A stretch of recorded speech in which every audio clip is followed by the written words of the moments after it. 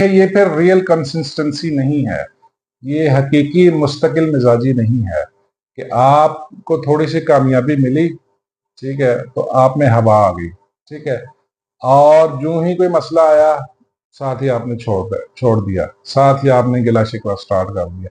देखिए, ये फिर मुस्तकिल मिजाजी असली वाली नहीं है, ये कोई फेक कंसिस्टेंसी होगी। रियल कंसिस्टेंसी की डेफिनेशन सब लोग सुन रहे हैं। What is real consistency? कि आपकी फेलियर्स और आपकी रुकावटों के बावजूद आप खड़े रहें, डटे रहें और आगे मूव करते रहें। अगर आपके फेलियर्स हैं, देखिए फेलियर्स सबके साथ होते हैं, लॉसेस सबके साथ होते हैं, सबको नुकसान होता है, सब नाकाम होते हैं, लेकिन जो लोग नाकामी के सामने डट जाते हैं, जो फेलियर के बावजूद चलते रहते हैं, दोज आर रियल कंसिस्टेंट। ठीक है, ये फर्क है थोड़ा, इसको जरा डीपली समझिए।